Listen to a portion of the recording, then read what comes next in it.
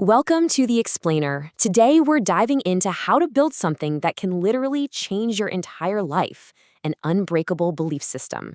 And it all kicks off with one really powerful idea. Now, this quote, it isn't just a nice phrase. It's the real story of Mount Everest. See, for 32 years, climbing it was thought to be, well, impossible. It was this mental barrier, just as huge as the mountain itself. And then, one day, it just wasn't. So let's get into how that barrier came crashing down.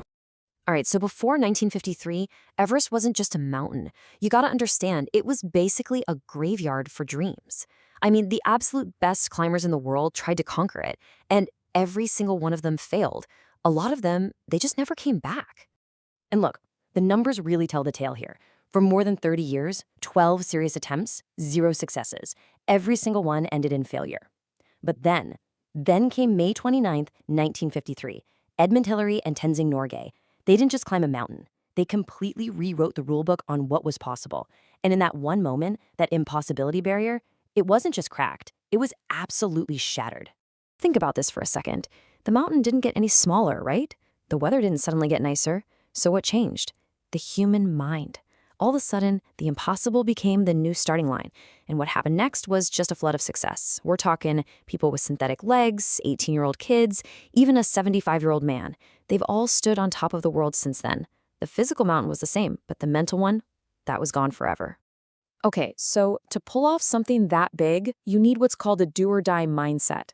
Picture this. A general leads his army across a bridge, and then he burns the bridge down.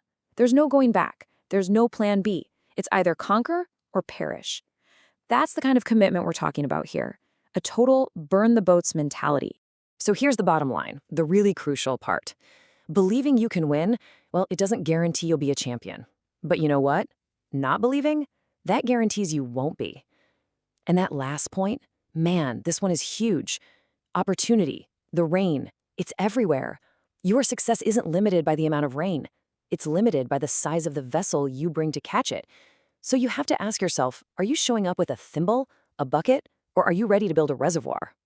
Okay, so how do you actually build a bigger vessel, right? How do you create a belief system that's built for these massive achievements?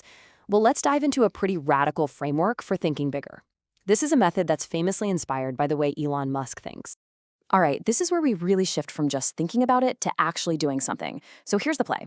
Don't just plan out your next year. I want you to write down everything you want to get done in the next decade. Then you ask yourself this wild question. How can I possibly do all of this in the next 12 months? Now look, the goal isn't necessarily to nail a 10-year plan in 1 year. The whole point is to completely shatter your old way of thinking and force your brain to operate on a totally different level. We're talking massive exponential action. And this quote from Les Brown just nails it, doesn't it? It is better to aim for a big target and fail than to achieve a small target. Because think about it, even if you only get half of your 10-year goal done in 1 year, you're still 5 years ahead of everyone who's just playing it safe.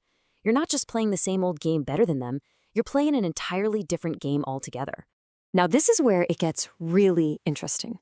This super intense internal belief system, it doesn't just stay locked up inside your head.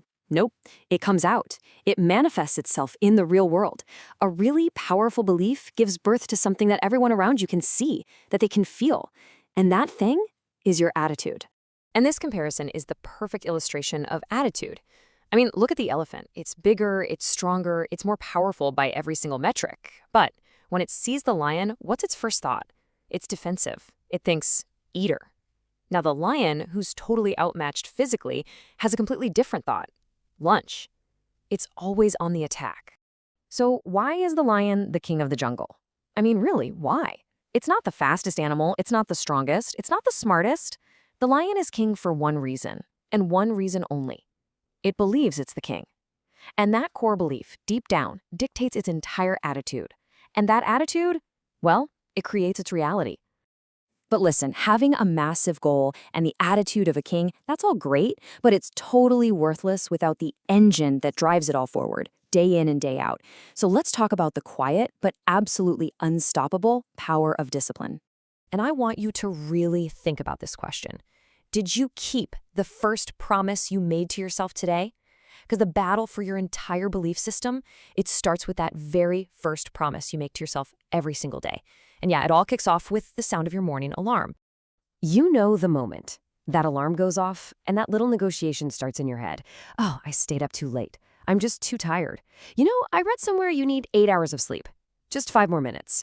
We've all done it. But here's the thing. When you hit that snooze button, you're doing way more than just delaying your day. You're actually breaking a contract with yourself. And your subconscious mind? It's taking notes. See, every single time you break a promise like that, no matter how small it seems, you're casting a vote against your own reliability. You're chipping away at your self-belief. So then, when you go to set that huge 10x goal, there's this little voice in the back of your head that whispers, yeah, right, you can't do this. You couldn't even get out of bed on time this morning. You've already lost the internal war before you even step onto the battlefield. So how do you fix this? How do you rebuild that self-belief? Well, the answer is simple, but simple doesn't mean easy. You make a commitment, and then you honor that commitment. Full stop. You just start making and keeping promises. Start small. If you tell your kid you'll get them a treat, you do it. If you promise your partner a date night, it happens.